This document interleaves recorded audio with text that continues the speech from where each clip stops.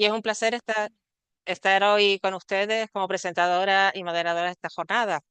Este webinar se enmarca en la Semana Verde de la Unión Europea, que este año se centra en la circularidad como motor clave para la transición económica sostenible. Desde la Enterprise Europe Network y con la colaboración del proyecto de SALAI, hemos querido sumarnos a esta importante iniciativa con una temática de enorme actualidad y relevancia. A lo largo de la jornada también nos acompañarán expertos de la Universidad de Las Palmas de Gran Canaria y de la Asociación Española de Desalación y Reutilización, AEDIR, cuyas aportaciones enriquecerán enormemente este espacio de diálogo y de aprendizaje. Les animamos a que compartan sus dudas y comentarios a través del chat, ya que al finalizar las ponencias abriremos un coloquio para responderlas en directo.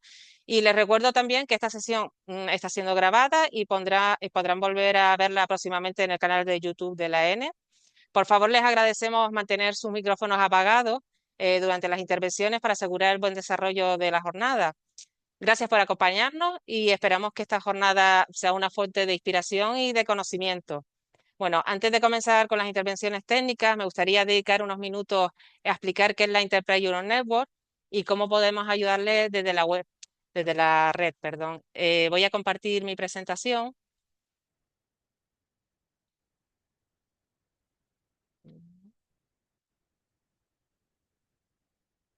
Se ve, ¿verdad?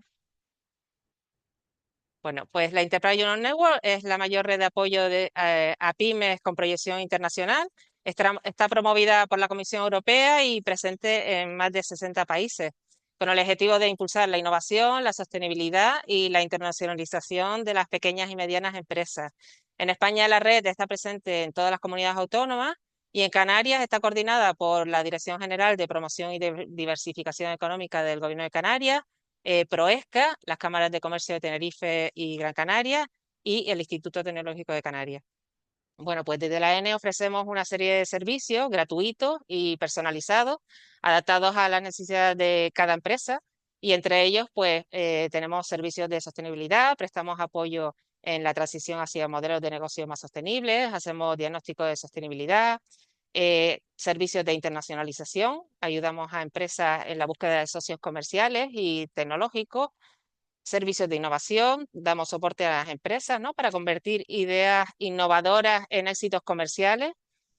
Digitalización, a través del Centro de Innovación Digital de Canarias, hacemos diagnósticos tecnológicos y de madurez digital, prestamos asistencia personalizada, validando nuevas tecnologías, productos, modelos digitales. Informamos también sobre y acompañamos a las empresas en el proceso de búsqueda de programas europeos de financiación. Eh, bueno, y entre otros eventos que organizamos en relación con la temática que hoy nos reúne, pues queremos informarles, un año más, la AENE organizará los encuentros B2B en el marco de Africagua, que se celebrará el próximo 21 de noviembre en Fuerteventura. Y como novedad este año se ha creado la Africagua Global Startup Competition, con ¿no? Es un premio para startups con proyectos innovadores y disruptivos en el ámbito del agua y de las energías renovables, y las inscripciones estarán abiertas hasta el 4 de julio.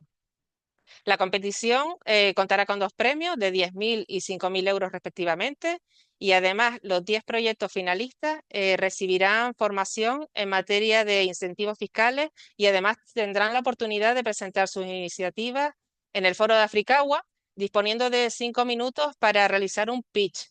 ¿De acuerdo? Encontrarán toda la información en la página web de Africagua 2025 para quien esté interesado en inscribirse, ¿no? Es una buena oportunidad también para dar a conocer sus proyectos. Pues sin más, comenzamos con la primera intervención. Eh, Doy la bienvenida a nuestra primera ponente, María del Carmen García Panadero, vicepresidenta de la Asociación Española de Desalación y Reutilización, AEDIR, que nos va a invitar a reflexionar sobre los mitos y percepciones sociales que rodean a esta tecnología clave como es la desalación. Adelante, Mari Carmen. Voy a dejar de compartir. Hola, buenos días a todos. Gracias, Pilar, y a la organización por contar con EDIR para esta importante jornada en la que se va a hablar de desalación. Voy a compartir la presentación. Vale. Yo creo que se ve, ¿verdad? Sí, perfectamente. Vale, pues como apertura a esta jornada, queríamos profundizar o desmontar los mitos que hay sobre la desalación. Desde años atrás, pues han creado pues ciertas concepciones de la desalación no muy claras y no muy bien explicadas ciertas veces, que han llevado a sacar conclusiones erróneas acerca de esta tecnología. Entonces, desde la asociación que represento, que es la Asociación Española de Desalación y Reutilización, a ver si puedo pasar. Vale. Que antes de empezar, presento brevemente lo que es la organización para quien no la conozca. Es una asociación que nació en el año 1998, donde se aglutinan pues, todas las ingenierías, todas las compañías de servicios, fabricantes de componentes, centros de investigación, universidades, administraciones públicas, cualquier actor relacionado o interesado en el tratamiento de agua enfocado en la desalación y reutilización. Nuestra finalidad y nuestro objeto social es promover un uso adecuado de la desalación de agua de mar y de aguas salobres y de la reutilización de las aguas residuales regeneradas. Vamos, en definitiva, lo que AEDIR pretende es contribuir a la gestión sostenible de los recursos hídricos. Nos hemos constituido como un foro de encuentros eminentemente técnico, donde a lo largo del año pues, organizamos varias jornadas y donde culminamos cada 2 años con un congreso internacional que además este año será dentro de 2 semanas, el 24, 25 y 26 de junio en Tenerife. Sin más, bueno, actualmente somos unos 400 asociados entre empresas y particulares. Eh, Desde AEDIR nos propusimos el desmontar, como decía, ciertos mitos que hay en torno de la desalación y en lugar de decir desmontando mitos de la desalación, quisimos enfocarlo como las certezas sobre la desalación del agua.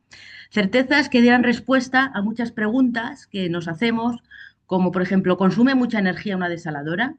¿Qué pasa con el concentrado que tiene el rechazo, la salmuera de las desaladoras? ¿Es tóxico?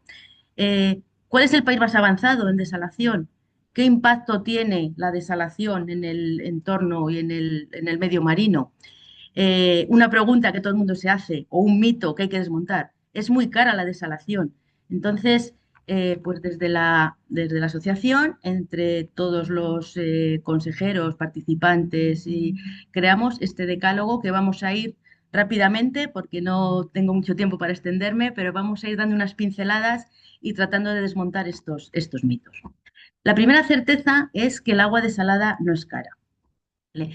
En función de la fuente de agua, el coste del agua desalada es variable.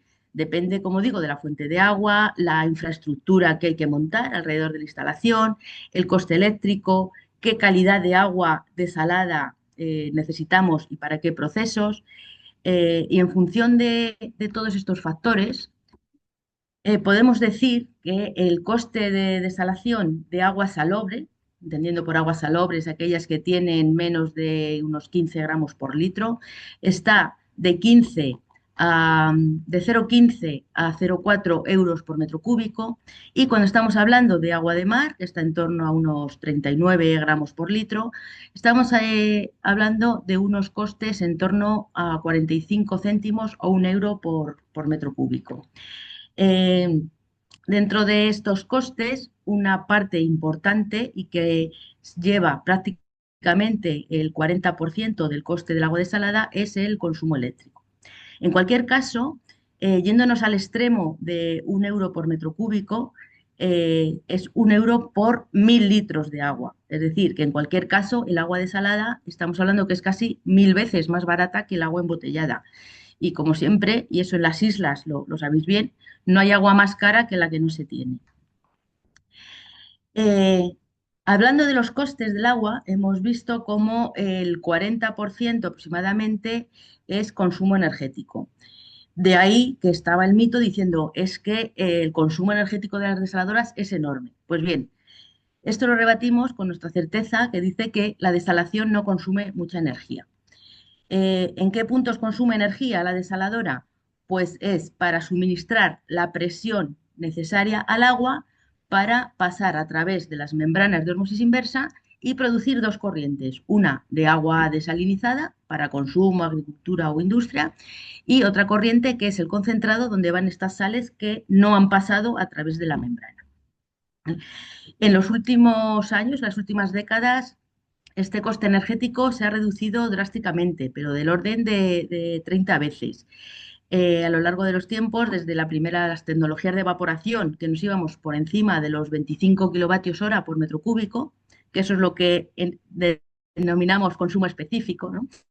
Se han ido incorporando nuevas tecnologías, las empresas han invertido muchísimo en innovación, en I+D, innovación, para reducir este consumo. Casi todas las investigaciones han ido dirigidas a este punto y mediante el desarrollo de distintos tipos de membranas, turbinas y demás, en la actualidad estamos en consumos por debajo de los 3 kilovatios hora por metro cúbico. A lo largo de la jornada se hablará más de esto, entonces no voy a profundizar mucho. Pero sí que quería comentar, cuando hablamos que estamos por debajo de 3 kilovatios hora por metro cúbico, quien no esté en el sector o en la ingeniería dirá, ¿y eso es mucho o es poco? Pues bien, vamos a comparar este consumo específico de la desalación con actividades ordinarias o comunes de la vida diaria. Entonces, poca gente sabe, y esto sí que es importante recalcarlo, que el consumo energético necesario para dar agua a una familia de 4 miembros es similar a lo que consume el refrigerador de esa familia.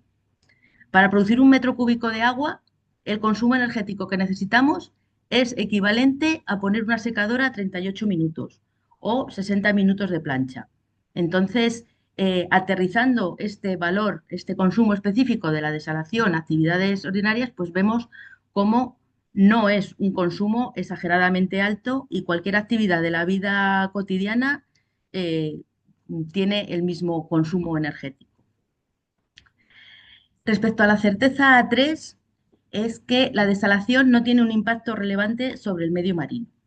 Como decía antes, eh, eh, eh, al aplicar una presión a través de las membranas de ósmosis inversa, creamos dos corrientes. Una de ellas es el concentrado, que es un agua con más concentración de sales que la que teníamos. Pues existen, ya la desalación lleva implantada muchísimos años en todo el mundo y ya hay numerosos estudios, tanto nacionales como internacionales, que nos confirman la certeza de que el vertido este de la desaladora no tiene un impacto significativo si se realiza correctamente. En cualquier caso, y antes de instalar una desaladora, hay que hacer unas evaluaciones y una declaración de impacto ambiental y conseguir una autorización específica para ese vertido. Para estas autorizaciones, bueno, pues entran en juego qué sistema de vertido vamos a utilizar, el tipo de emisarios, el tipo de difusores para que la pluma salina, que es el concentrado de sales, se diluya lo antes posible en el agua de mar. Y como decía, hay estudios consistentes internacionales, ya tienen varios años, que certifican que a unos pocos metros de la emisión de este o de la disposición de este concentrado, ya el agua de concentrado es prácticamente, no se puede indistinguible, no se puede diferenciar de lo que es en sí el agua de mar. Respecto a la certeza 4, es que España, como no puede ser de otra manera, es pionera y posee amplia experiencia y conocimientos sobre la construcción y manejo de desaladoras. ¿Vale? Esta es una pregunta que hago yo muchas veces cuando damos estas ponencias entre el público y digo, vamos a hacer una votación a ver quién cree o cuál es el país más avanzado en desalación. Hay la conciencia de que es Israel, de que es Estados Unidos, a veces, o Chile, pues el país más avanzado en desalación es España. Hace 60 años que se instaló la primera desaladora, en el año 1964, 61 años ya, en las Islas Canarias, en la desaladora de Lanzarote. Y en los años 90 es cuando en Las Palmas, que siempre las Islas Canarias habéis sido los más avanzados en esta tecnología, se instaló la primera planta de ósmosis inversa, de desalación por membranas de ósmosis inversa en Las Palmas. Esto fue un hito tecnológico muy importante porque supuso una importante reducción de costes respecto a las plantas por evaporación, las desaladoras por evaporación. Actualmente en España contamos con una capacidad instalada de agua desalada de 5 millones de metros cúbicos día, donde un poco más de la mitad, un 51%, son para plantas de agua de mar, seguido por un 26% de plantas de agua salobre, y luego hay muchísimas desaladoras de tipo o desalobradoras de tipo mediano y pequeño por debajo de 10.000 metros cúbicos día. A lo largo de todo el territorio español, pues tenemos todas estas desaladoras que hablaba, que producen más de 5 millones de metros cúbicos al día, donde una vez más Canarias se lleva la palma con 21 plantas instaladas, seguido, lógicamente, de todo el levante español, donde la escasez hídrica pues, ha sido notable durante todos estos últimos años.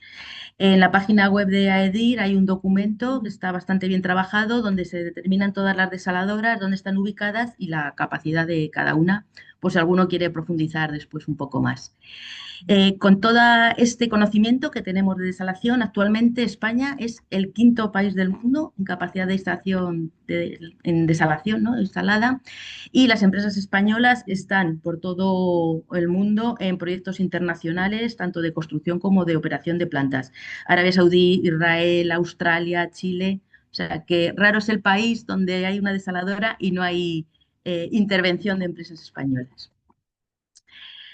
Respecto a la certeza 5, es ¿dónde empleamos el agua desalada? Pues el agua desalada se utiliza tanto en agricultura como en industria, como agua potable, que es el uso mayoritario. El agua dulce que hay en el planeta, el principal porcentaje va destinado a agricultura, seguido del abastecimiento para uso industrial y en menor porcentaje para agua potable. En España, el agua desalada, el principal uso es el agua potable. Vemos en las islas, tanto en las Islas Canarias como en las Islas Baleares, hay un porcentaje muy elevado de agua desalada para abastecimiento, así como en toda la costa, toda el área mediterránea española. Pero es de destacar también que en España más del 20% de agua desalada se destina a la agricultura, sobre todo en la demarcación hidrográfica del Segura, más del 60% de agua va destinada al riego agrícola. España es pionero en desalación y empleo de agua para usos agrícolas, y durante todos estos años que la venimos usando, pues se ha demostrado todas las ventajas que tiene el empleo de este agua desalada para agricultura. No las voy a repetir porque, o sea, no las voy a ir comentando una por una porque no tengo mucho tiempo, pero luego se comparte la presentación, aquí vienen destacadas. Lo importante es que el agua desalada puede ser un agua a la carta, y para agricultura puede mezclarse con otras fuentes como son pues, las aguas reutilizadas, aguas residuales reutilizadas, o otro tipo de aguas subterráneas.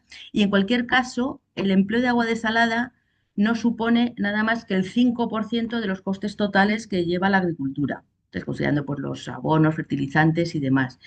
Eh, con lo cual, son unas ventajas que aumentan los cultivos, podemos ajustar el tipo de agua según el cultivo que vayamos a realizar, y el agricultor tiene garantizada mayor calidad y cantidad en las cosechas. Entonces, bueno, pues es un poco el poner de manifiesto que la desalación no solo es para el abastecimiento urbano, sino para uso industrial, donde muchas veces es la materia prima, y para uso en agricultura. Esta certeza 6 es un poco más subjetiva, pero se pone de manifiesto que el agua desalada tiene un buen sabor y una excelente calidad. Hay muchas embotelladoras que ya usan agua desalada, le llaman agua mineral preparada en ciertos casos, pero bueno, en cualquier caso, el agua desalada que se destina a agua potable cumple con todas las normativas más exigentes, tanto normativas nacionales, como es el Real Decreto del año 2023, como con las directivas europeas y las indicaciones y las pautas que nos da la Organización Mundial de la Salud. El agua que se obtiene de una desaladora es un agua de extremada pureza. Entonces, para destinarla a la bebida, tenemos que conferirle pues, cierta dureza y ciertos bicarbonatos para ajustes del pH. Y esto hace que se pueda también adecuar la palatabilidad, o sea, el sabor que tenemos en el agua desalada. Pero lo más importante de esto es que la ósmosis inversa actúa como una barrera frente a los contaminantes emergentes que cada vez los tenemos en mayor presencia en las aguas naturales. Hay estudios de la Universidad de Newcastle que dicen que cada semana ingerimos por el agua de bebida 1.769 microplásticos. Y también se han hecho estudios, han desarrollado estudios en cuanto a la presencia en los ríos españoles de los PFAS, famosos, que son los ácidos perfluoroalquilados, que también son contaminantes emergentes presentes en las aguas superficiales. Entonces, la desalación, la osmosis inversa, actúa como una barrera para evitar todos estos contaminantes, no solo los químicos y los biológicos, las contaminaciones normales, sino estos contaminantes emergentes que cada vez están apareciendo o cada vez tenemos unos métodos de análisis más rigurosos que nos permiten detectar pues, microcontaminantes que antes creíamos que no estaban en información. Respecto a la certeza 7, ya nos quedan tres certezas de nuestro decálogo. Volvemos al mito que estaba como más extendido, sobre todo entre los ecologistas, que el concentrado de las desaladoras es un concentrado altamente tóxico. Esto no es cierto y este concentrado de las desaladoras no solo no tiene componentes tóxicos, sino que es valorizable. Como empezaba diciendo en una de las certezas, el concentrado de las desaladoras es agua de mar que no ha atravesado la membrana. Estos contaminantes, estas sales disueltas que van en este agua de mar, al no poder atravesar la membrana, se disponen en forma de concentrado, que se llama también salmuera o rechazo. A mí la palabra de salmuera no me gusta mucho porque cuando uno piensa en salmuera, pues piensa en un producto lechoso, blanquecino y nada más lejos de la realidad. El concentrado, aquí podéis ver una imagen de un vaso de precipitados con agua con concentrado y es perfectamente transparente. De hecho, como decía, está concentrada para agua de mar aproximadamente al doble de la concentración que tiene, pero son las mismas sales. El sodio, el cloruro, el sulfato, los nitratos, las mismas sales que tenemos en el agua de mar son las que luego se disponen en el concentrado. Por lo tanto, no incluye ningún componente nuevo ni ningún componente tóxico que no esté ya presente en el agua de mar. ¿No? Como decía, no solo no es tóxico, sino que hay una línea de desarrollo y de investigación bastante importante para aprovechar este concentrado, como por ejemplo la generación de energía azul, aprovechando la presión osmótica de estas sales disueltas en el concentrado. Se emplea muchísimo para acuicultura, para el criar la proliferación de algas. Actualmente para ciertos gourmet están de moda, ¿no? El empleo de las algas. Y luego hay una línea de investigación que está todavía, se han sacado ya conclusiones, pero hay que seguir avanzando, que es para revalorizar los compuestos valiosos, son todo metales como el litio, cobre, recuperar sal, que vienen en este concentrado, que es lo que se conoce como el brine mining. Respecto a la certeza 8, y esta certeza coincide de pleno con el lema de esta jornada, que es la descarbonización, ¿no? de la desalación, pues es que las desaladoras no emiten CO2. ¿Por qué se piensa que las desaladoras emiten CO2? Porque el consumo de CO2 se asocia al consumo de electricidad. Como hemos visto, el 30 y muchos por ciento del coste de la desalación es el consumo de electricidad. Pues bien, si esta electricidad proviene de fuentes fósiles, el carbón, el gas, el petróleo, entonces sí que genera CO2 por la forma de producir esta energía. Pero bueno, cada vez, y no quiero aquí alargarme mucho, porque a lo largo de la jornada se van a tratar por distintas, ¿no? tecnologías y distintos sistemas para que el consumo sea lo menor posible. Si esta energía proviene de renovables o de energía nuclear, que son energías verdes, no supone ningún tipo de emisión de CO2 a la atmósfera. Y en esto de energías renovables, España es uno de los países pioneros, el segundo país europeo después de Alemania en generación de renovables. Respecto a la certeza 9, es que la desalación es una de las soluciones para la lucha contra la sequía y los efectos del cambio climático. Todos somos conscientes de que en los últimos años, en relación al cambio climático, estos efectos meteorológicos adversos son cada vez más frecuentes y de mayor intensidad. Lo mismo tenemos sequías muy grandes como inundaciones enormes y en muy poca periodicidad.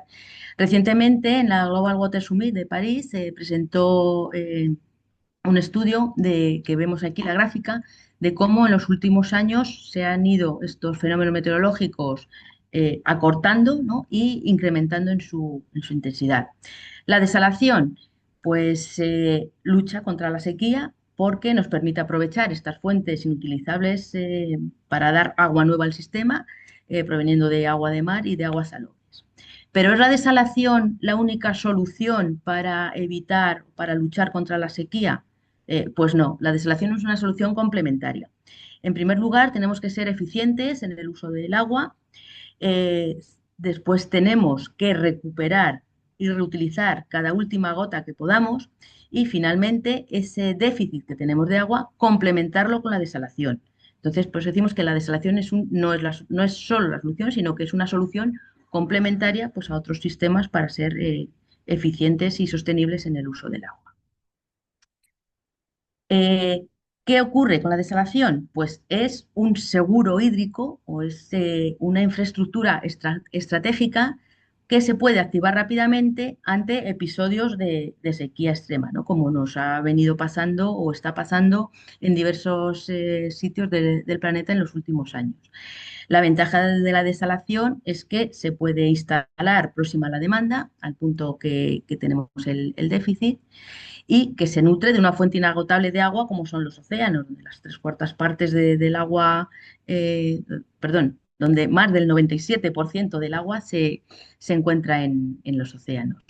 Y en este sentido hablamos tanto de infraestructuras, grandes infraestructuras fijas, como la foto que tenéis arriba, como soluciones de emergencia, soluciones modulares o incluso contenerizadas que son de más rápida implementación ante estas emergencias hídricas.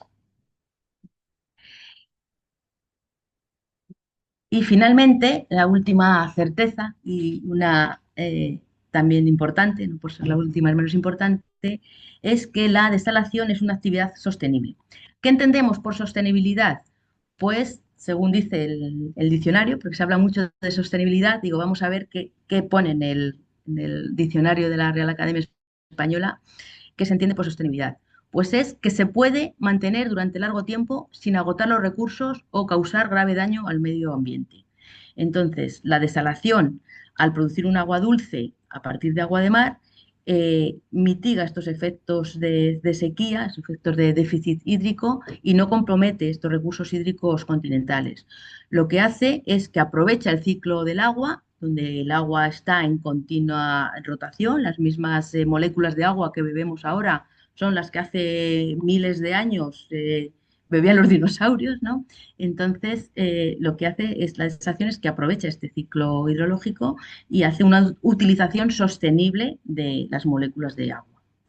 Esto queda constatado también por los ODS, los Objetivos de Desarrollo Sostenible, donde la desalación apoya indirecta o indirectamente la gran mayoría de los ODS, como es, bueno, agua limpia y saneamiento, que sería el más lógico, pero también otros como el fin de la pobreza, eh, apoya la industria, la innovación y las infraestructuras, hace unas ciudades y comunidades más sostenibles, es decir, que apoya pues un gran porcentaje de los 17 ODS. Y un dato muy importante es que hace algún año la desalación ha sido reconocida por parte de la Unión Europea, la ha incluido dentro de la taxonomía verde como una actividad sostenible. Y con esto, que ya me he pasado unos minutillos de la media hora que tenía, pues hemos intentado con este decálogo de la desalación el desmontar pues estos falsos mitos que espero que haya podido desmontar y justificar alguno. Nada más me despido, ahí tenéis mi email, me imagino que pasarán los datos por si se quiere compartir esta presentación o alguna duda. Y me despido no sin antes invitaros a todos a asistir al Congreso Internacional de la Asociación de AEDIR, que tendrá lugar en Tenerife 24, 25 y 26 de junio, en un par de semanitas. Así que si estáis por allí, pues allí nos vemos. Y muchas gracias a todos. Muchas gracias, Mari Carmen, por ponernos en contexto. A continuación, damos la bienvenida a Baltasar Peñate Suárez, jefe del Departamento de Agua del Instituto Tecnológico de Canarias, que nos hablará sobre la eficiencia de los procesos de desalación de agua de mar. Cuando quiera, ¿Qué tal? Baltasar. Muy buenos días, gracias Pilar y gracias también a Mari Carmen por la introducción tan perfecta que nos hacen desde AEDIR. Además me da pie para exponer pues básicamente los dos o tres o las dos o tres ideas que quería plantearles al público asistente hoy. Y básicamente es profundizar en algunos aspectos de la desalación, especialmente con lo que tiene que ver con la eficiencia y también con la parte de buscarle valor añadido al concentrado o a la salmuera que salen de estas plantas. Mi presentación es bastante esquemática, intento adaptarme al tiempo que nos han designado. Y por otro lado, pues bueno, pues exponer básicamente por qué tenemos que hablar de desalación y por qué debemos confiar y trasladar que es una actividad industrial altamente eficiente con todas sus carencias o sus impactos, ¿no? Entonces la desalación es una actividad industrial que crece, no para, es decir, los volúmenes de negocio, las instalaciones que existen a nivel internacional no dejan de crecer y aparte se ve como una de las actividades industriales más prometedoras en todos los foros de inversión, puesto que ni tan siquiera en época COVID se consiguió parar la escala ascendente que tenía de contratos. Por otro lado, dentro de lo que es la utilización de tecnología, destaca claramente la utilización de la desalación de agua de mar. Frente a lo que es aguas salobres o aguas de terciarios de depuradora, la desalación de agua de mar es donde se concentran las mayores escalas y los mayores contratos o volúmenes de negocio. Hay por ahí cifras ya que mareantes, ¿no? De casi 100 millones de metros cúbicos día de capacidad instalada en el mundo. Y como les digo, pues esto va en aumento. Bueno, Canarias no está exenta de esta necesidad. De hecho, ya lo comentó María del Carmen, ¿no? Pioneros, más de 60 años desalando. En Canarias, a nivel de instalaciones públicas, hay un censo actualizado que recoge del torno a 28 instalaciones, las de gran capacidad, pero en total podemos estar hablando de que hay más de 200 plantas desaladoras en toda Canarias. Eso lo convierte en el territorio con mayor densidad de plantas desaladoras por kilómetro cuadrado. Superamos los 500.000 metros cúbicos de día instalados. Y claro, esta agua, ¿dónde va? ¿No? Básicamente, pues casi al 100% de la población, quitando Isla Menor y Tenerife y Gran Canaria, que tienen, bueno, espacios todavía donde se utiliza agua subterránea y agua superficial, pues básicamente la población, el turismo y buena parte de la agricultura se abastece de agua desalada. Si analizamos los últimos planes hidrológicos, esta necesidad va en aumento. Significa que cada vez estamos incorporando más agua desalada en los balances hídricos insulares. Si hablamos de desalación, tenemos que hablar un poquito de tecnología y para centrar un poco lo que viene a partir de las siguientes transparencias, ¿no? Siempre hemos hablado históricamente de la destilación, pero es verdad que en el siglo XXI solo debemos hablar de desalación en vasomembrana. La destilación ha quedado atrás, ha habido una revolución tecnológica en el uso de membranas y por otro lado, los consumos de energía, las eficiencias en el proceso y el área que ocupan las plantas desaladoras por membranas, pues tiene bastante nivel de competitividad comparado con la destilación. Hoy en día, por otro lado, hablando de agua de mar, destaca la ósmosis inversa frente a otras tecnologías y es la tecnología que se está instalando al 99% de los nuevos contratos se instalan plantas desaladoras por ósmosis inversa para agua de mar. Esa tecnología, aquí les represento gráficamente de qué estamos hablando, ¿no? Al final es una industria como otra cualquiera que puede generar a partir de una materia prima, genera otra. Y esa actividad pues se concentra pues, en una serie de procesos o subprocesos en donde hay bombas, donde hay membranas, unos filtros, unos químicos, está el agua de mar obviamente, y a partir de ahí se genera un agua desalada, un agua producto de baja salinidad y se genera una salmuera o un concentrado, que es un agua de mar concentrada al doble, 2,5 veces el agua de mar de origen.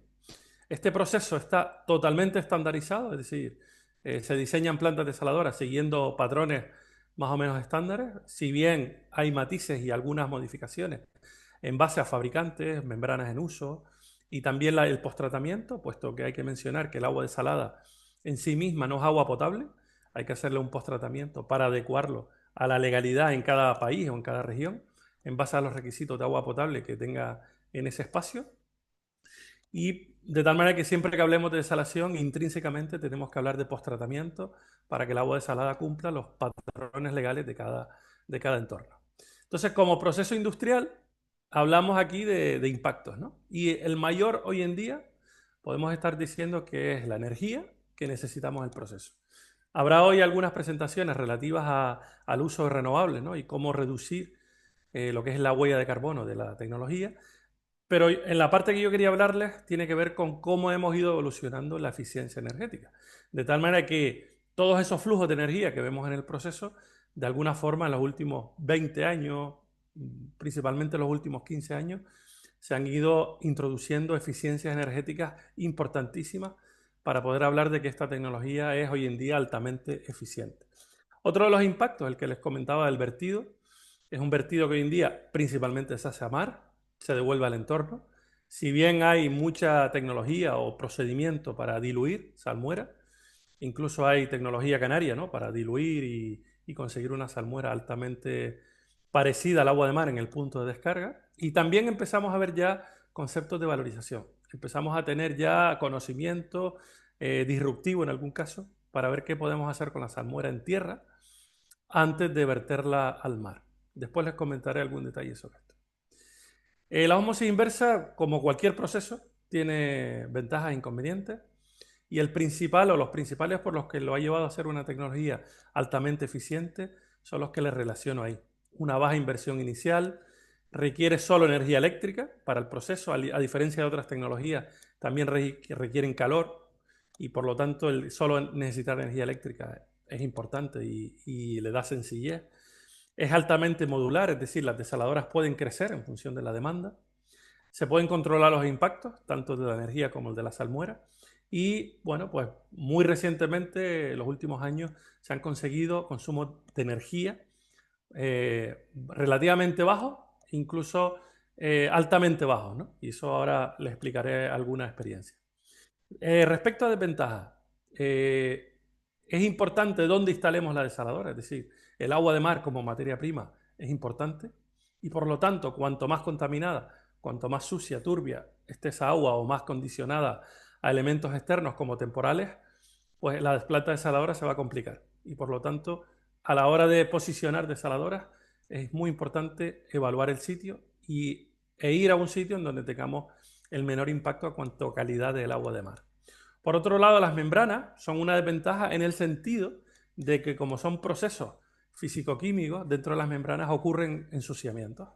Esos ensuciamientos, en algunos momentos la calidad del agua de mar es el factor principal y en otros casos pues tiene que ver con la operatividad, con la falta de mantenimiento o con los temas de uso o no uso de productos químicos. De tal manera que en el argot técnico el fouling y el scaling son elementos que hoy en día se estudian bastante y se tratan de tener bastante controlados en las plantas, puesto que pueden ser un problema.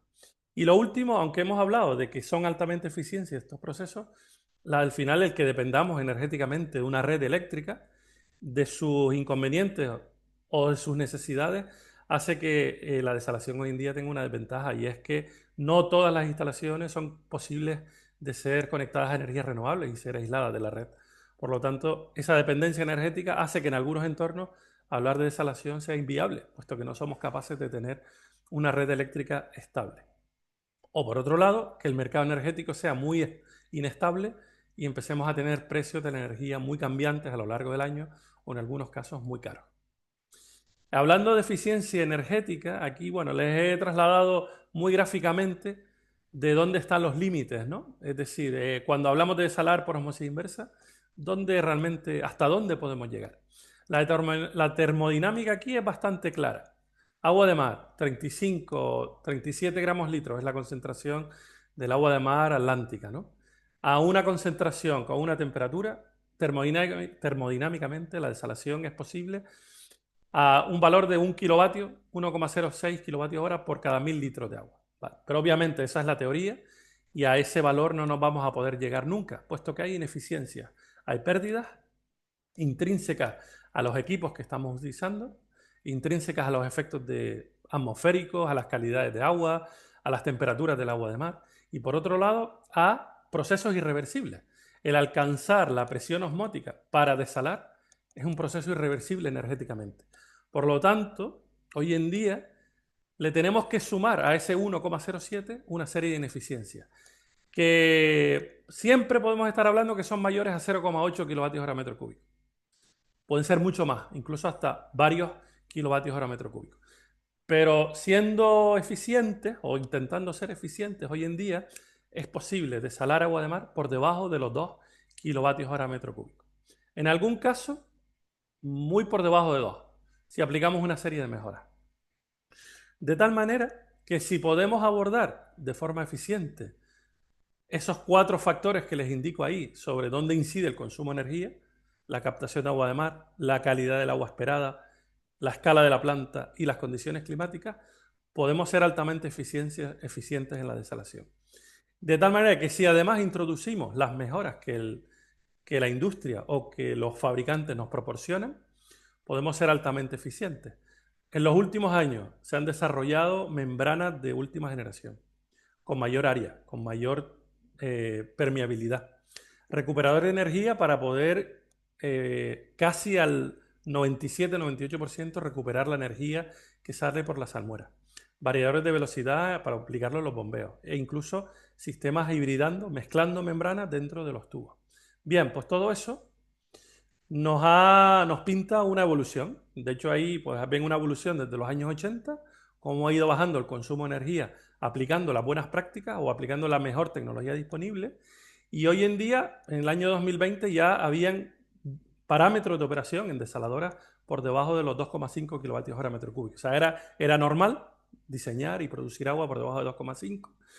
Y nosotros específicamente, el ITC, pues hemos conseguido un diseño optimizado desde el año 2023, en donde somos capaces de desalar por debajo de 2 todo el año, e incluso con valores que bajan del 1,8, perdón, del 1,9, llegando a valores de 1,86 kilovatios hora metro cúbico, específicamente en el proceso de desalación. Bueno, estos conceptos marcan un punto disruptivo, ¿no? De tal manera que se puede ofrecer tecnología altamente eficiente. Estas son imágenes de una desaladora que tenemos de 2.500 metros cúbicos día con estos diseños y les invito a quien esté interesado a conocer la planta y a conocer estos desarrollos. Y bueno, pues hoy en día, aplicando todo lo que es los elementos que les he explicado, podemos llegar por debajo de 2. Hablando también en eficiencia, es importante hablar de qué podemos hacer con las salmueras. Es decir, el día en que podamos evitar el vertido a mar de la salmuera, incorporaremos una variable más adicional a la eficiencia en la desalación, puesto que conseguiríamos reducir un impacto medido y evaluado que es el posible efecto de la salmuera en el mar. De tal manera que nosotros, bueno, pues hemos dado un pasito ahí y en este sentido hemos creado un banco de ensayos de valorización de salmueras. Es un banco de ensayos en donde estamos abiertos a que tanto centros de investigación como empresas quieran hacer innovación en este proceso. Y bueno, en este banco de ensayos, que en esa infografía que ven ahí, estamos hablando de Pozo Izquierdo en Gran Canaria, tenemos salmuera de distintas calidades, tenemos plantas no solo desaladoras, sino de nanofiltración, de concentración, de forward osmosis, y con esta tecnología pues damos un soporte al sector para poder ensayar con distintas calidades de concentrado, poder ensayar tecnología disruptiva que pueda entrar en el mercado para empezar a valorizar salmuera, de tal manera que podamos producir subproductos químicos de calidad, de alta calidad, de alto valor añadido, producir energía, o también más recientemente meternos en el mundo de la descarbonización, produciendo, generando o captando CO2 a partir de salmuera. Bueno, termino exponiéndoles que Canarias cuenta con un Living Lab, un DesalPlus Living Lab, que es un ecosistema abierto a la investigación, a la innovación, abierto al sector público y al sector privado, en donde gustosamente intentamos trabajar con todos los sectores de la innovación para poder avanzar en el conocimiento que hacemos, no solo en la desalación, también en el ciclo integral del agua. Y pues contamos con infraestructura, con personal y contamos también con altas capacidades y conocimientos para apoyar, acelerar y trabajar conjuntamente en aquellos proyectos e ideas que vean de interés. Muchísimas gracias por la oportunidad de participar en esta sesión. Muchas gracias, Baltasar. Es el momento de dar paso a la doctora Beatriz del Río, profesora titular en la Universidad de Las Palmas de Gran Canaria y miembro del Grupo de Investigación de los Sistemas Energéticos Renovables, que nos hablará sobre la descarbonización de la desalación a través de la integración de energías renovables. Adelante, Beatriz. Hola, buenos días a todos. Muchas gracias por invitarme a participar. Yo hoy vengo a hablar exactamente de eso, ¿no? Del papel de las energías renovables en la descarbonización del proceso de desalación. Voy a intentar ir un poquito más rapidito porque creo que vamos justos de tiempo y esta introducción pues la han comentado muy bien los otros dos ponentes y expertos, ¿no? Baltasar y María del Carmen. Estamos todos conscientes, ¿no? Del desafío que está afectando a millones de personas, economías y sistemas y ecosistemas de todo el mundo, que es este estrés hídrico y efectivamente pues este fenómeno ha conseguido, ¿no? O ha encontrado una forma de transformar la gestión de este recurso tan esencial para la vida ha encontrado una respuesta significativa en el proceso de desalación, ¿no? Actualmente, 300 millones de personas abastecen sus necesidades hídricas, convirtiendo un recurso salino en un agua apta para su consumo. Y la desalación, pues, ya es un punto clave en más de 150 países, operando actualmente unas 18.000 plantas y con una capacidad total instalada, como ha dicho Baltasar, de unos 97 millones de metros cúbicos al día, que es un número bastante significativo. También ha enseñado Baltasar un poco bueno, que las plantas operadoras las plantas desaladoras pueden operar con diferentes tecnologías de desalación y también que la realidad es que la osmosis inversa lidera el mercado con el 67%, algunas personas ya hablan del 80% de las plantas que están en operación. Cierto es que la tecnología MED y MSF siguen disponiendo de unos valores significativos, pero estas plantas suelen suelen estar ubicadas en zonas donde hay un recurso energético convencional disponible muy elevado, porque como vemos en la tabla, pues son procesos térmicos con un cambio de fase y dentro de los consumos energéticos específicos son pues las plantas que lo suelen tener más elevado. Pero efectivamente las diferentes tecnologías han ido disminuyendo ese consumo específico. No obstante, para dar un valor global, si nos ponemos en el rango, ¿no? De la ósmosis inversa, con 3 kilovatios hora por metro cúbico de agua desalada, y nos acordamos de esa capacidad, ¿no? Total instalada, estamos hablando de que la desalación a escala global consume aproximadamente unos 104,4 teravatios hora de electricidad al año, lo que representa entre el 0,7 y el 1% de la electricidad que se consume a nivel mundial, ¿vale? Es un valor importante. Pero no solo nos podemos quedar con ese valor de cuánta energía consumimos, sino de dónde procede esa energía, ¿no? Aquí viene el problema. Efectivamente, y también lo ha comentado, en Europa somos unos afortunados porque el 45% del consumo eléctrico bruto de electricidad pues procede de energías renovables. Pero como vemos en ese diagrama de barras, no ocurre lo mismo en todas las regiones. Hablando en un contexto español, para ver una gran diferencia, ¿no? La España peninsular pues emite unos gases de efecto invernadero por metro cúbico de agua desalada de forma indirecta, ¿no? Que es casi la mitad que lo que produciríamos o lo que emitiríamos en las Islas Canarias. Y esto se debe al mix energético que tenemos en las islas, que depende mucho de los combustibles fósiles a día de hoy, ¿no? Con todo, si no hay un cambio de paradigma, las emisiones a las que podríamos llegar de forma indirecta en las plantas, en el año 2050 podríamos llegar a los 400 millones de toneladas, ¿vale? Entonces, es algo que hay que trabajar. Aquí les he puesto un caso específico de una de las Islas Canarias, Lanzarote, donde también Baltasar ha resaltado que pues, no carecen de recursos hídricos naturales y vemos que abastecen básicamente sus necesidades hídricas gracias al proceso de desalación. Por eso vemos ahí un número bastante elevado, 91 gigavatios hora. Representa aproximadamente el 6% del consumo energético de toda la isla y el 10% del consumo eléctrico. No obstante, no nos quedemos con esta parte del diagrama de Sankey, sino también con el otro, ¿no? Con el otro extremo. Fíjense las fuentes energéticas que se están utilizando. Únicamente el 15% en la isla de Lanzarote se emplea, o está penetrado, ¿no? Un 15% de energía renovable y todo lo demás es convencional. Y ocurre más o menos lo mismo en casi todas las islas del archipiélago, ¿no? Es por ello, por lo que en la comunidad científica, pues el tema de la energía en el proceso de desalación es muy importante y ocupa el segundo lugar en términos de publicaciones realizadas. Aproximadamente el 28% de las publicaciones en estos últimos años trabajan, analizan y intentan afrontar esta barrera que tenemos, ¿no? Si ya de por sí teníamos un montón de tecnologías de desalación, ¿no? Las energías renovables que podemos penetrar para intentar descarbonizar este tipo de plantas también son muchas, son múltiples. Y dependerá, la que usemos, ¿no? Sobre todo, dependerá del recurso endógeno o renovable que haya en la zona donde esté ubicada la planta. Pero bueno, para hacer una pequeña clasificación básica, está claro que las energías renovables que nos aportan una energía térmica sería más cómoda y fácil de usar en los procesos térmicos de desalación, mientras que todas las demás pues, podrían ir a las tecnologías que funcionan con energía eléctrica. De todas maneras, y volviendo a la realidad de nuevo, menos del 1% de las plantas desaladoras emplean las energías renovables como su principal recurso energético, ¿vale? Actualmente.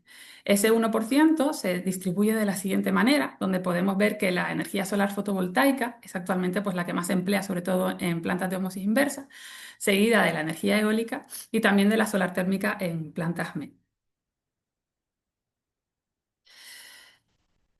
Incrementar la penetración de energías renovables en las plantas desaladoras no solo consigue disminuir esa emisión indirecta de gases de efecto invernadero, sino que también favorece la autosuficiencia energética, ¿no? Empleando recursos locales. Además, en un contexto económico y a largo plazo, ¿no? Ya habiendo amortizado ese coste de inversión, los costos de operación y mantenimiento de las tecnologías renovables son bastante menores, inferiores a los sistemas convencionales energéticos, sobre todo en zonas donde hay un elevado potencial renovable. Y esto ocurre mucho más de lo que pensamos. Hay una gran coexistencia en regiones donde hay un estrés hídrico y que a su vez pues, dispone de un recurso renovable interesante de radiación solar, de velocidad de viento o de energía ondimotriz. Esto yo lo resaltaría sobre todo en zonas que también lo comentaba Baltasar, en zonas aisladas, remotas, alejadas de la red, donde podemos aportar una solución descentralizada y que la gente tenga acceso a un agua potable sin necesidad de una gran infraestructura. No obstante, las energías renovables obviamente pues también tienen sus desventajas, ¿no? Sus contras. La primera de ellas es que es un recurso intermitente, fluctúa a escala horaria, diaria, semanal, estacional. Entonces, si nosotros queremos garantizar unas condiciones continuas, un régimen continuo de operación, necesitaremos utilizar sistemas de almacenamiento energético o un respaldo, una hibridación tecnológica para asegurar pues una energía constante. Además, si lo que planteamos es autoabastecer la planta desaladora únicamente de energía renovable, depende también de la escala de la planta, pero sí que ya implicaría unos altos costos de inversión, que bueno, podría ser también un factor limitante en zonas donde la financiación pues no es tan elevada en este aspecto. Y además también se necesita una gran cantidad de superficie de terreno, necesita un despliegue en el terreno que también hay que tener en cuenta, sobre todo en zonas pues, con superficies limitadas o que ya tienen un uso competitivo del mismo, ¿no? Y por último, pues también saber que no todas las tecnologías renovables se adaptan igual a las tecnologías de desalación, ¿vale? Como hemos visto, la solar fotovoltaica se adaptaba muy bien a la osmosis inversa, pero no ocurre lo mismo con los procesos térmicos. Esto también depende un poco de cómo se configura el sistema. Y aquí les muestro, pues, los dos escenarios básicos, ¿no? Por así decirlo. El primero de ellos, pues la planta sigue conectada siempre a la red eléctrica y utiliza la energía propia de su parque de generación renovable, pues en un camino sería vertiendo directamente esta energía a la red y la planta desaladora seguiría siendo una carga del sistema eléctrico, o por el contrario, priorizando el empleo de esa energía renovable en la planta desaladora y, bueno, pues compensando estos desequilibrios energéticos que se puede dar, ya bien porque el parque de generación produce demasiada energía, no necesitamos tanto, o no llega a lo que necesitamos, ¿no? Pues compensando eso, comprando y vendiendo esa energía a la red eléctrica. Si por el contrario lo que queremos es desacoplarnos de la red eléctrica, ¿no? Pues estamos hablando ya de un sistema aislado, donde, como comenté antes, para mantener unos regímenes constantes de operación necesitaríamos de un sistema de almacenamiento, bien sea por baterías, pues depende también del tamaño de la planta, ¿no? Y del tipo de planta, sales fundidas en procesos térmicos. Bueno, hay bastantes tecnologías de almacenamiento. O si no, también pues con un sistema híbrido y un sistema bueno, convencional de respaldo, ¿no? Para esos momentos en los que no dispongamos de energía. No obstante, en este bloque también se está avanzando mucho en investigación y desarrollo. Hay plantas piloto o prototipo donde se trabajan dos escenarios. Una de ellas son plantas modulares, ¿vale? Entonces los módulos van operando de forma paralela, pero independientemente uno de otro y van arrancando y parando, siempre en sus condiciones óptimas de operación, pero en función de la disponibilidad del recurso renovable. Y el último caso sería, bueno, estaría más centrado en aprovechar todo el recurso renovable de que dispongamos y que la planta desaladora opere en un régimen variable, ¿no? Están analizando, pues, cómo a largo plazo, qué sucedería y cómo iría trabajando estas plantas desaladoras. Sin más, únicamente dar una pincelada a la tecnología renovable que realmente nos ocupa hoy, que es la energía undimotriz, porque aparte de todas las ventajas de las energías renovables que ya he ido comentando, pues esta dispone de un matching, ¿no? Natural geográfico con las plantas desaladoras que suelen estar ubicadas en la costa para coger esa agua de alimentación, esa agua del mar. También, al estar desplegada esta energía, estas tecnologías en el mar, no ocupamos espacio, no tenemos ese problema de despliegue en el terreno, que es muy interesante porque, bueno, se reduce un montón ese problema.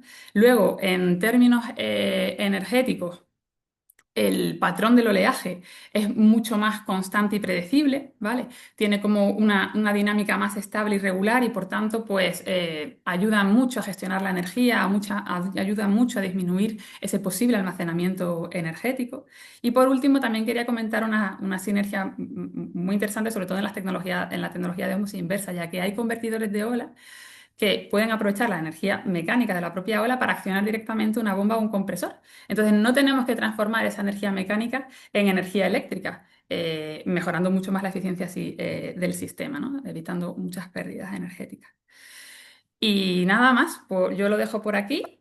Muchísimas gracias por su atención y bueno, nos quedamos por si tienen alguna duda. Luego. Muchas gracias, Beatriz. Ahora contaremos con la participación del doctor Thomas Johannessen, CEO de Ocean Oasis, empresa pionera en el uso de la energía de las olas para la producción de agua potable. Welcome, Thomas. The floor is yours. Thank you very much, everyone. Can you see my screen? Yes. Perfect. Okay, my name is Thomas Johannessen. I'm ashamed that I don't speak Spanish, so I'm afraid I'll have to do this in English. I hope that's okay for most of you. I am the inventor and one out of three founders of Ocean Oasis. I want to talk a little bit more about wave power driven seawater desalination. So I'll start with a little bit on the background, then talk a bit about Ocean Oasis technology, our working principles for getting water out of the wave power, what we've done so far and our pilot testing, what we're doing now in the Desalite project together with all our partners. I'm a bit on the way ahead. So I'll start with the map that Beatrice showed, the water stress around the world projected in 2050. Unfortunately, there is a lot of water stress. It's getting worse. The areas where it's worst is known to all of you. If I show another map, this is the worldwide distribution of wave power in kilowatts per meter of wavelength. And you'll see that a lot of the places with water stress, we have significant wave power. So wave power might be a very attractive source of energy for producing water. So in our area, Southern Africa, Australia, west coast of South America, and California and Baja California, typical areas where you have significant wave energy together with water stress. In the future, if we're really good at getting the cost down, maybe we can move into the Mediterranean. It's a very exciting case as well. So my background is in offshore engineering, Norway and internationally. I've worked for many years with concept development of offshore structures, especially the wave problem, and hydrodynamics is my specialty. So this started many years ago, trying to see if we could use our experience from the offshore industry to make a good wave power device. Typically three issues that come up in addition to cost, of course. Most of the structures I've been involved in concept designing, we try to make them move as little as possible in waves for survival and for stability. And wave power device has to move as much as possible. So you get into trouble between efficiency and survival. So we need a concept that can both be an efficient wave power absorber and survive a storm. So that's a challenge. A lot of the wave power devices are either sitting on the seabed or require a fixed point on the seabed. That is extremely difficult and extremely expensive. So if we can make a floating device, it would probably be a lot cheaper. And thirdly, what do we use the energy for? Producing electricity with wave power is historically quite difficult. The electricity is dirty because, and I'll come back to that, because the wave energy is highly intermittent. So you really need to try and stabilize it. Maybe we can use wave power to produce water directly, as Patrice was saying, and that's what we're doing. So the concept that Ocean Oasis is using in the Canary Islands at the moment is floating. It only needs conventional anchors to keep it reasonably in a reasonably horizontal position, but it's not dependent on any fixed point on the seabed. And we do that by having two bodies, two large bodies, masses oscillating out of phase. This is a cross-section of our buoy. It's a lot of water in a moon pool, which is open to the sea, constituting one mass, and the buoy itself constituting another mass. If we do this right, this water and this mass will oscillate out of phase for a quite wide range of wave excitation. So for wave excitation between two frequencies, this oscillates out of phase. We put a disk, it's not part of the physics, but it's part of the mechanics. Floating disk on the top here. We have lever arms, basically excavator arms, making sure it can only move vertically and rotate like this, but not crash into the buoy. And then basic hydraulic cylinders used to pressurize water. And that's how we handle the energy. Using the energy to pressurize water and transport the energy as pressure times flow. That's energy or power. This is from a model test we did a long time ago. There's one camera looking at the buoy itself, and then there's one camera looking into the buoy on the disk. So look at the motion of the buoy and the size of the waves and the motion of this. These are pneumatic pumps in the model test, just taking out the energy. And we're taking a lot, it's a lot of resistance in these things. So this is the physics of how the wave power device works. It's relatively efficient, taking out typically 35% of the wave energy that passes the horizontal projection of this thing, which is okay. So we use this to pressurize water. So how do we do the desalination? I don't need to tell any of you about how reverse osmosis works. Waves are challenging. They're highly intermittent, both from wave to wave and from hour to hour, and in some places from season to season. We need to handle all these things. Firstly, the wave to wave, second to second, we need to handle on board. We can't run the kind of variability in power directly into the membranes. We need to handle the hour to hour or day to day variation in wave height by having reservoirs and being able to cover a large range of desalination. And the last one, the seasonal variation, we need to do on the business case level. Where can we offer our technology? If we have no waves when you need water and lots of waves when the water pours down like it does in India, Ocean Oasis is not something we can use. So in the Canaries, it's quite even, not large seasonal variations. It's suitable for the Canary Islands. So our desalination technology, this is a simplified sketch from one of our patents.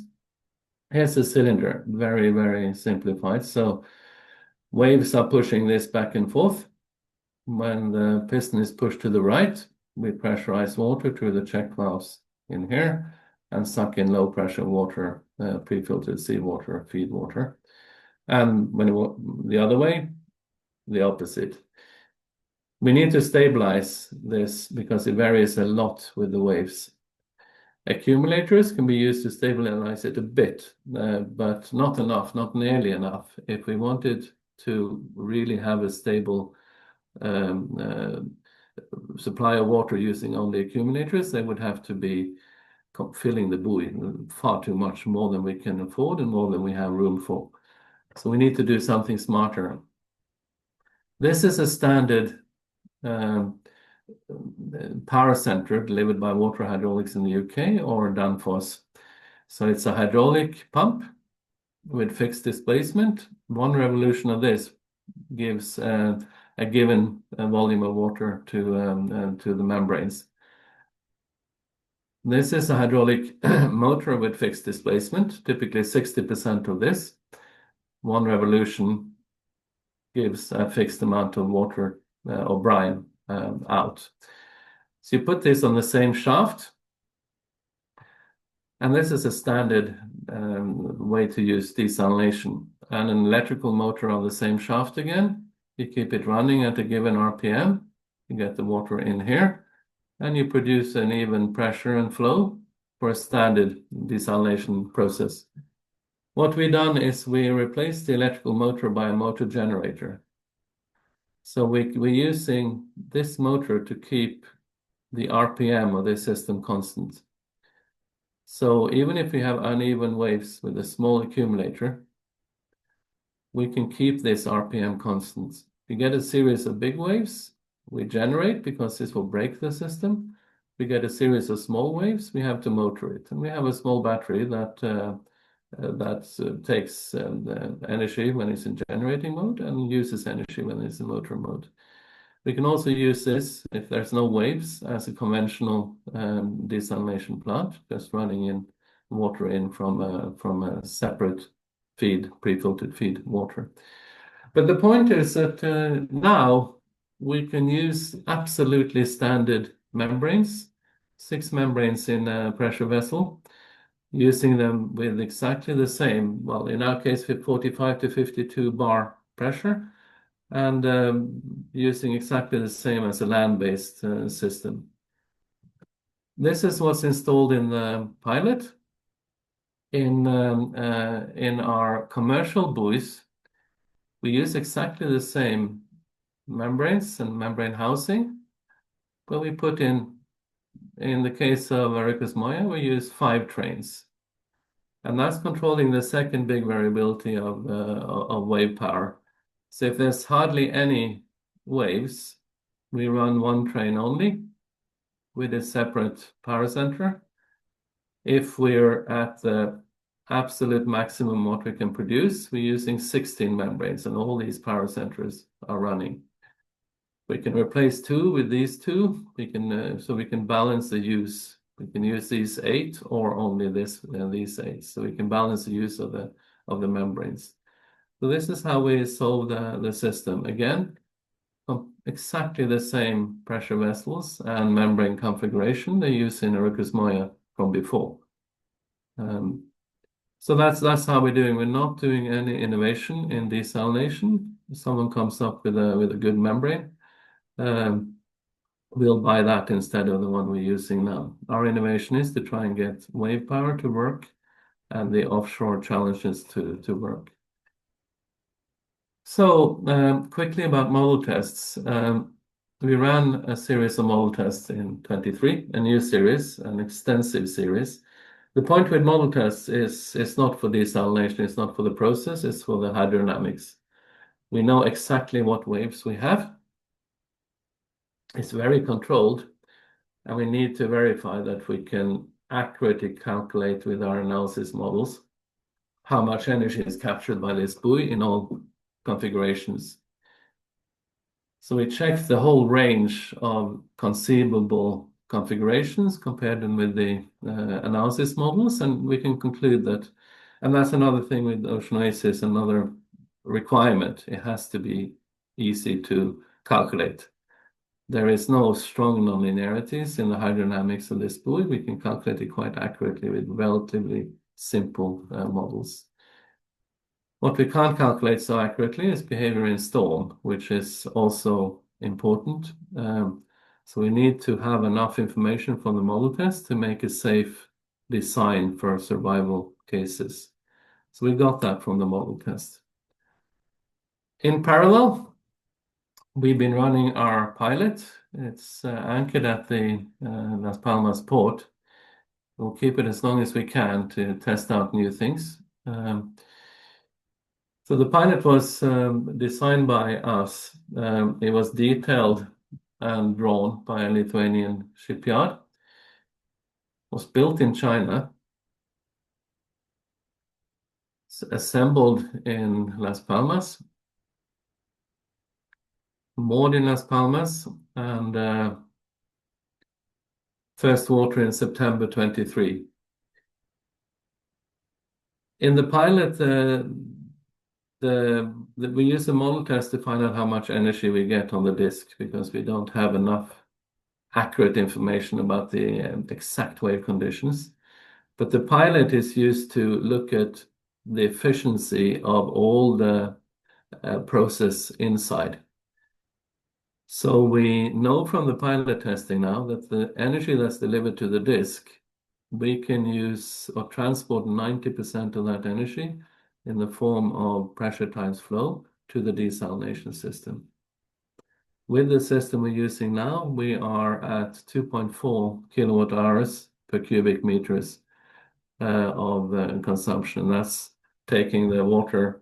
I'm not including the pumps because we don't have any. It's taking the water going into the power center and looking at how much water we get out. So also we need the pilot test to check the durability of our moving parts. We still need to do some hard engineering on the lever arms. The cylinders are challenging, and that's what we're working on now. So that's the object of the pilot testing, showing that it works and finding out how efficient it can be on the process side. Now we are going into pre-commercial units in the DESALife project, together with our partners in Gran Canaria, several of whom are here today. Now the object is, we know that it works, we know how efficient it can be, and we're happy with that. We don't need to improve a lot on that. Now we need to get control of the CapEx and the OpEx, find out the durability, make sure that we can actually make a business out of that. And that's what we're going to do. So we're installing in the Araucas Moya desalination plant on the north side of the island. We are installing 4 buoys through the DESALife project, 4 buoys, having pipelines leading the water to the desalination plant, getting paid for that water, delivering it to their reservoir up here.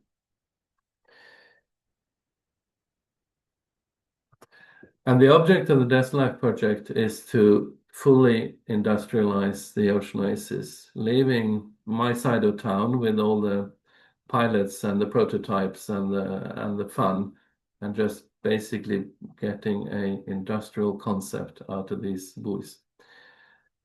So yeah, a lot of challenges left, not on getting it to work anymore, but to get it to be commercially acceptable, commercially attractive. And we're there, we're very close. We think together with our hull, the people who build the hull, we can get down to a place where we can deliver water at €1 or less with a reasonable profit. So it looks promising, but there's a lot of work to be done. So way ahead, the demand is there. So it's really up to us to deliver.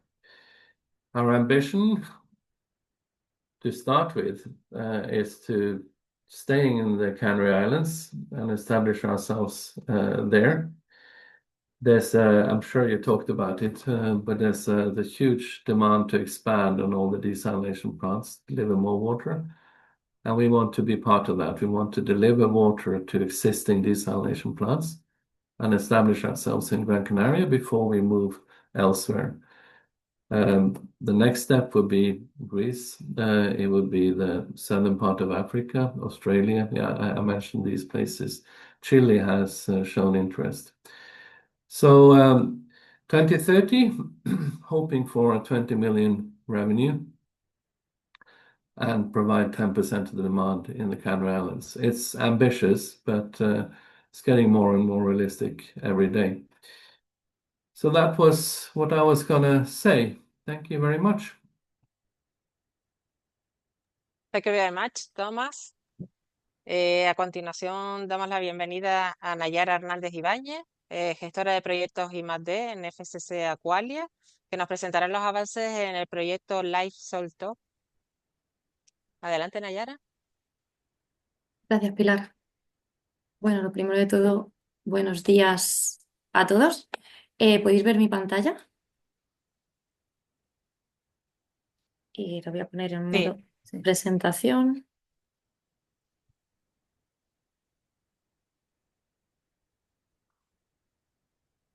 Vale, deberías de estar viéndolo ya en modo presentación, ¿no?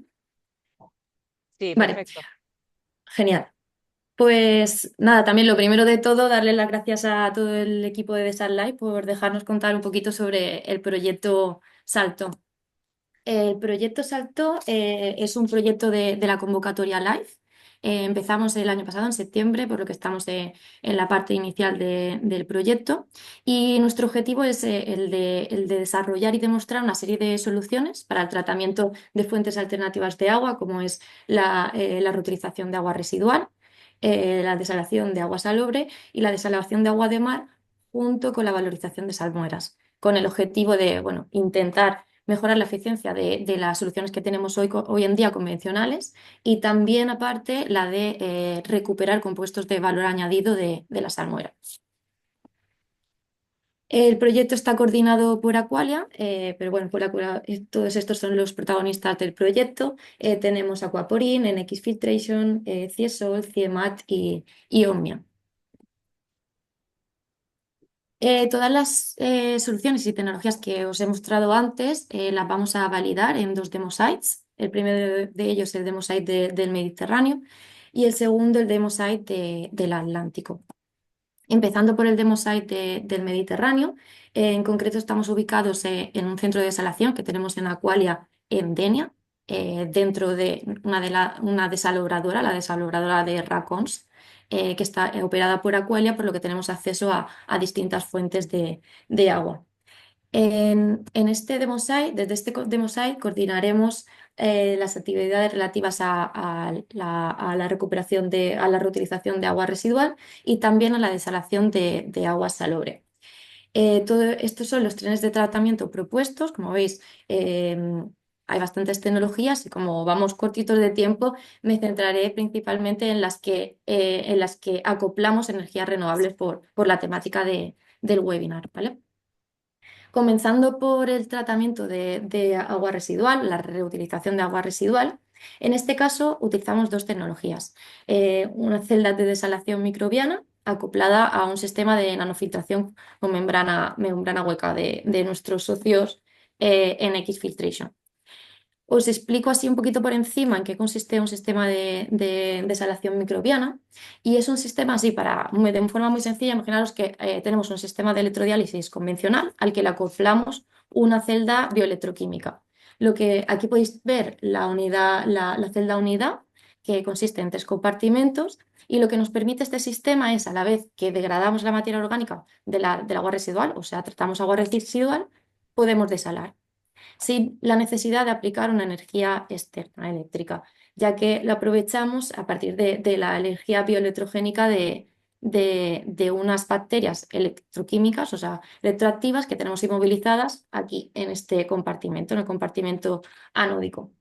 Además, en este proyecto lo que vamos a hacer es acoplarle paneles fotovoltaicos a nuestra planta piloto, con la intención de incrementar la capacidad del sistema, de manera que podamos ajustarnos a las horas de mayor demanda. Y bueno, si pasamos al tratamiento de agua salobre, en este caso, aquí tenéis el tren de tratamiento. Son 3 tecnologías las que hemos propuesto. Una primera etapa de pretratamiento utilizando las membranas de nanofiltración de fibra hueca de NX Filtration.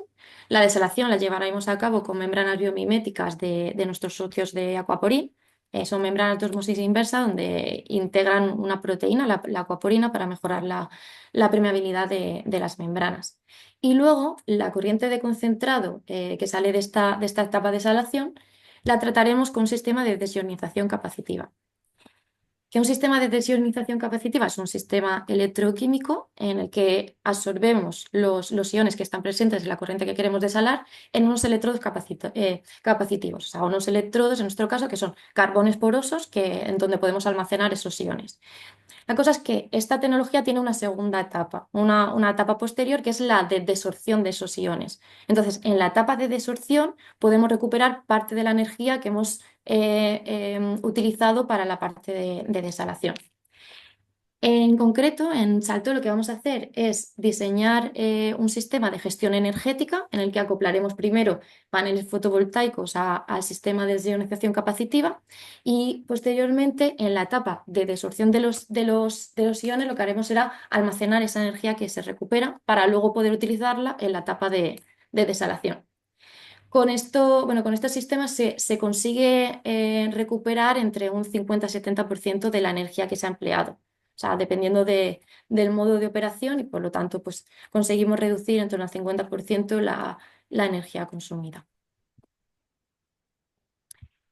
Eso en cuanto al demosite del Mediterráneo, y ahora pasamos al demosite del Atlántico.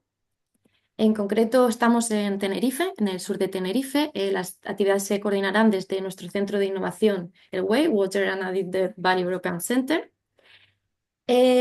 Y estamos ubicados justamente al lado de la desaladora de La Caleta, una desaladora de agua de mar operada por Aqualia, lo que nos da acceso a distintas corrientes de agua: permeado, salmuera, agua de mar. Y bueno, el objetivo de nuestro centro de I+D es desarrollar proyectos de desalación sostenible y valorización de salmueras, entre otras actividades.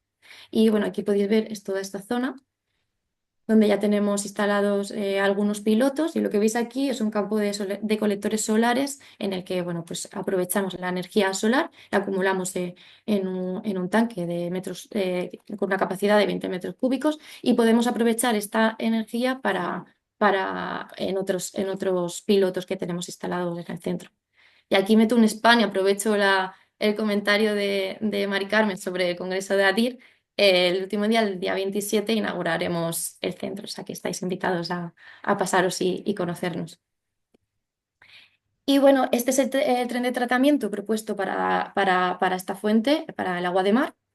Tenemos una primera etapa de desalación de agua de mar, que, bueno, en nuestro caso utilizamos membranas de osmosis inversa convencionales, a la que acoplamos un aerogenerador hidráulico. Lo que conseguimos con este sistema es aprovechar la energía eólica directamente, la pasamos a energía mecánica sin pasar por la energía eléctrica, que ya ha comentado Beatriz que bueno, pues evitamos pérdidas de eficiencia de esta manera. Y ya directamente el agua presurizada pasaría por las membranas. Así algunas consideraciones. Bueno, pues que la presión de agua generada puede subir sin riesgos de avería. También el inicio de la generación de energía hidráulica en estos sistemas se realiza a una velocidad de viento, una velocidad de viento menor, o sea que para ciertas zonas es más interesante y bueno, eso entre algunos, por comentar ciertos puntos. Estamos en fase diseño, o sea que estamos tanto en fase de diseño del sistema como también queremos realizar un estudio eólico de toda la zona para identificar así el rendimiento y el punto idóneo para implementar la tecnología. Mm. Y vale, esto en cuanto a la desalación de agua de mar, con esto formamos una corriente de permeado y una corriente de concentrado. Esta corriente de concentrado la trataremos primero con una primera etapa de nanofiltración, la que separaremos la corriente de concentrado en una corriente rica en iones monovalentes y otra en multivalentes, y pasaremos a una siguiente etapa, que es de destilación por membrana. Con esta tecnología lo que haremos será concentrar la salmuera y ya pasar a recuperar ciertos compuestos de valor añadido para nosotros, como son el magnesio y el calcio, que utilizaremos en el propio proceso de remineralización de la planta desaladora. Os doy un poquito más de detalles sobre el sistema de destilación por membrana. Aquí nosotros tenemos el objetivo de evaluar sistemas de destilación por membrana convencionales, pero que acoplaremos a un campo de colectores solares. Como he comentado antes, en el centro tenemos un campo de colectores solares con una capacidad térmica de 450 kWh y un tanque de acumulación de 20 metros cúbicos. Entonces, esto lo utilizaremos para alimentar el sistema de destilación por membrana, reduciendo así el consumo eléctrico del sistema. Y por daros así algunos datos de objetivos que esperamos lograr bueno, sí, los objetivos que nos planteamos desde el inicio del proyecto y que esperamos alcanzar o superar. Aquí tenéis los metros cúbicos de agua que esperamos producir de cada una de las corrientes y también las toneladas tanto de calcio como de magnesio a partir del proceso de valorización de salmueras. Y aquí otros datos con tanto por un lado el acoplamiento con energías renovables como la utilización de procesos más eficientes o materiales más eficientes, como por ejemplo membranas biomiméticas.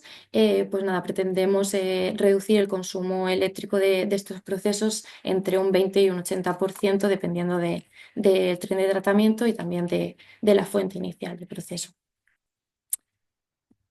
Y bueno, esto es todo por mi parte. Creo que no me he pasado del tiempo, pero bueno, si me he pasado, lo siento. Y nada, queda aquí para preguntas. Muchas gracias, Nayara. Y para cerrar la ronda de ponencia, contaremos ahora con la intervención del doctor Federico León Serpa, profesor titular de la Universidad de La Palma de Gran Canaria e investigador en el grupo de control analítico de fuentes medioambientales. Y nos va a hablar sobre reutilización y reciclaje de membranas de ósmosis inversa. Bienvenido, Federico. Muchas gracias, buenos días. Muchas gracias a todos y a todas por la invitación. Vamos a compartir la pantalla y procedemos con la presentación.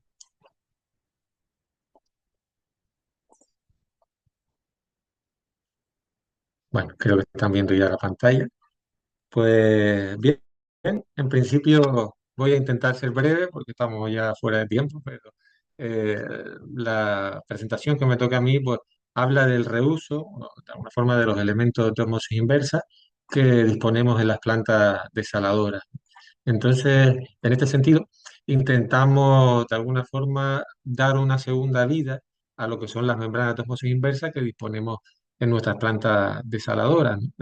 Realmente, mediante un proceso de oxidación, podemos, con hipoclorito sódico, pues hacer más débil o eliminar la capa de poliamida aromática de las membranas y la polisulfona, que sería la siguiente capa, como veremos a continuación, pues puede hacer un símil de una membrana de nanofiltración o ultrafiltración, dependiendo de la intensidad de oxidación que demos en el proceso.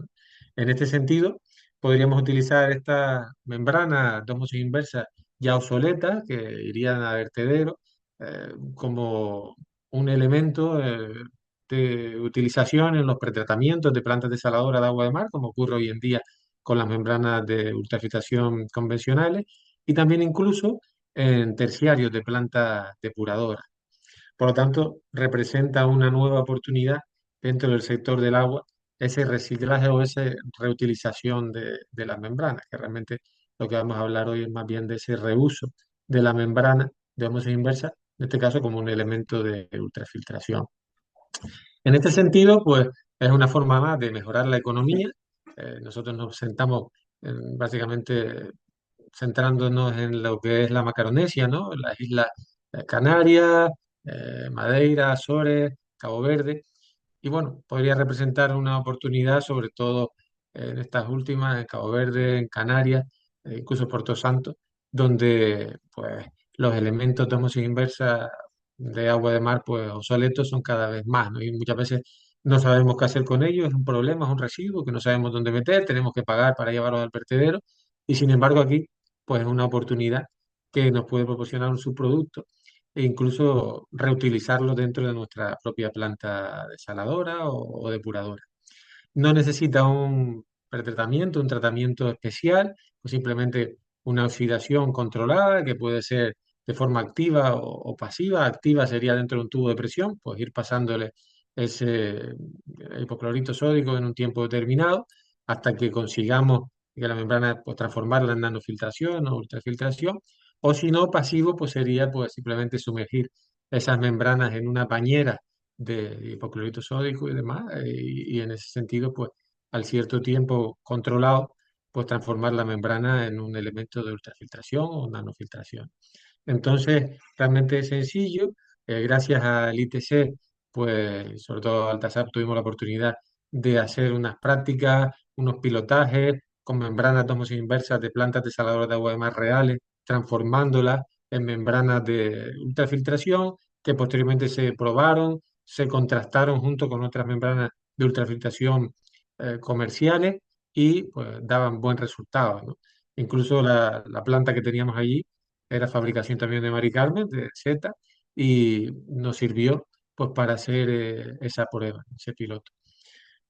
Por lo tanto, comprobamos que técnicamente era posible e incluso económicamente viable. En ese sentido, bueno, realmente lo que estamos buscando es ampliar el tamaño del poro de la membrana. Nosotros tenemos una membrana de ósmosis inversa que tiene un tamaño de poro pequeñito, tan pequeñito que no pasa ni la suciedad, no pasan las bacterias, no pasan los virus e incluso no pasan muchas sales, ¿no? A lo mejor las monovalentes tipo sodio, cloruro, pues algo pasa, ¿no? Tiene un rechazo de sales muy alto, pero el resto se queda atrás. Entonces, si ese poro aumentamos su diámetro mediante un proceso de oxidación, por ejemplo, pues conseguimos que sí, las sales van a pasar, pero a fin de cuentas ya la membrana era obsoleta, ya la membrana estaba dando un rechazo de sales que no era adecuado o una permeabilidad no adecuada. En vez de tirarla y llevarla al vertedero, pues conseguimos transformarla en una membrana, por ejemplo, de ultrafiltración, que lo que haga es eliminar esa suciedad. En función del tamaño del poro, pues podemos tener una membrana de ósmosis inversa, nanofiltración, ultrafiltración e incluso microfiltración, que nos podría hacer el efecto de un filtro de cartucho, ¿no? Que de seguridad pues podemos tener en nuestras plantas, no solo desaladoras, sino también pues depuradoras, un terciario. También tenemos por aquí lo que sería cómo se eliminan esas capas, ¿no? De la membrana. La membrana está formada, posteriormente también se comenta, por tres capas. La primera capa es una capa de poliamida aromática, que es muy fina, que prácticamente podemos levantar con la uña del dedo. Eso está sobre una capa de polisulfona, tiene un carácter hidrofóbico y finalmente pues un poliéster, que es la base de esas tres capas. Si eliminamos esa capa de poliamida, pues nos queda la parte de polisulfona y podemos tratar esa membrana ya como un elemento de ultrafiltración. Realmente el objetivo en este proyecto, en este pilotaje, era comparar pues, membranas que hemos transformado mediante oxidación en membranas de ultrafiltración o nanofiltración, si esa oxidación es más débil y controlada, con otras membranas de ultrafiltración estándar comerciales que se pueden fabricar hoy en día, ¿no? Y que están en muchas plantas, tanto, por ejemplo, en Maspalomas 1, aquí en Gran Canaria, la planta desaladora de agua de mar del MASA, que tiene membranas de ultrafiltración como un pretratamiento a la ósmosis, o en cualquier terciario de una depuradora.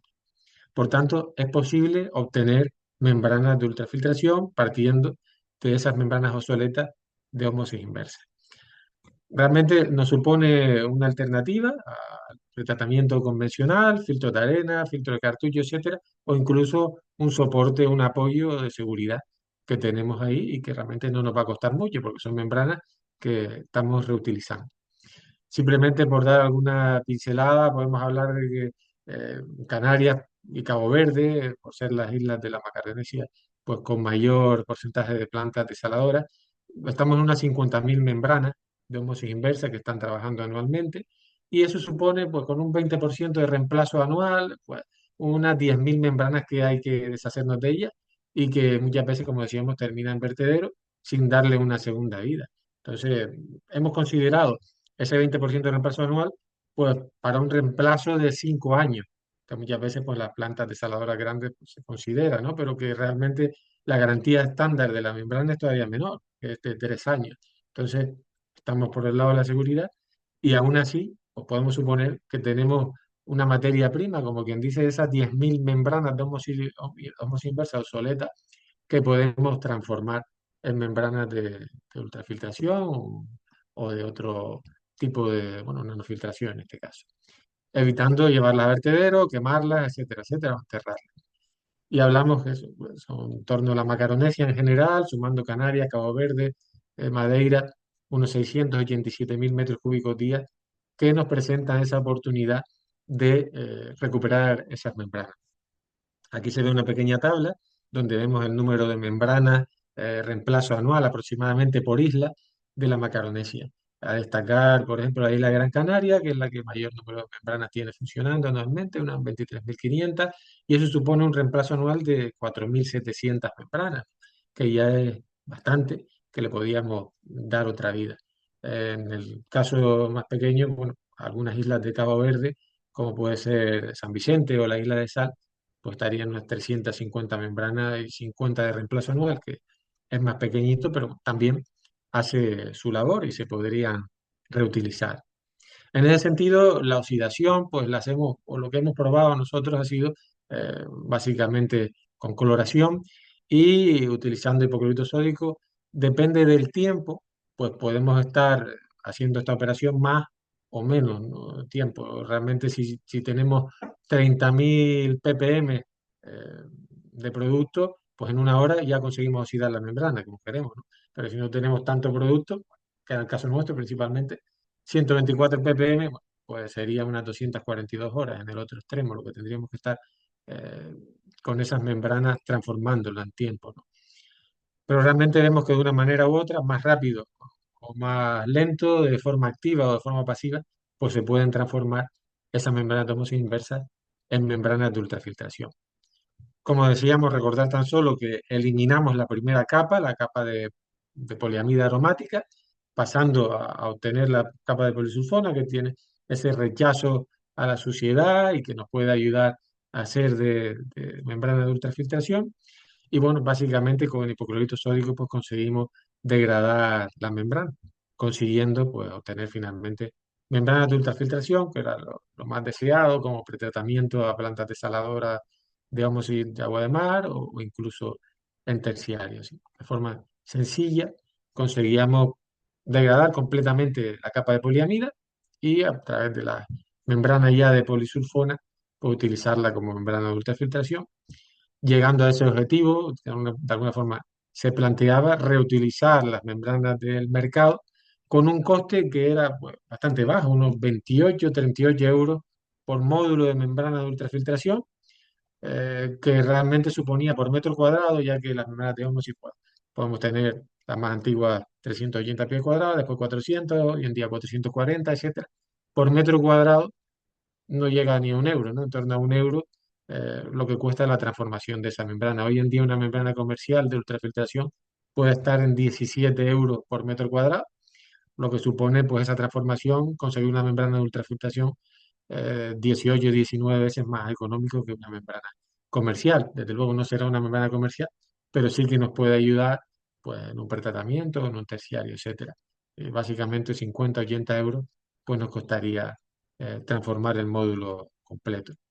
En definitiva, podemos reutilizar esas membranas de ósmosis inversa mediante oxidación, conseguimos unas membranas de ultrafiltración, microfiltración, nanofiltración, dependiendo de esa oxidación, y se demostró pues, que técnicamente y económicamente era viable. Y sin más, pues nada, simplemente agradecerle que me hayan dejado participar y poder colaborar también con este pequeño granito de arena. Pues muchas gracias. Muchas gracias, Federico. Y bueno, ahora pasamos al espacio de preguntas. Ahora mismo no veo ninguna pregunta. Recordarles que si alguien está interesado en alguna presentación, nos lo comentan y nosotros nos ponemos en contacto con los ponentes. Y también que esto será también retransmitido por los canales de YouTube de la IT Player Network. No hay ninguna pregunta. Pues bueno, pues con esto damos por finalizado entonces nuestro webinar. Agradecemos enormemente a todos los ponentes su tiempo, su conocimiento y por supuesto su compromiso con la sostenibilidad. Y por supuesto gracias a todos los asistentes por acompañarnos. Esperamos vernos en próximos eventos. Muchas gracias a todos y a todas. Muchísimas gracias. Hasta luego. Gracias. Hasta luego. Gracias, hasta luego. Gracias, buen día.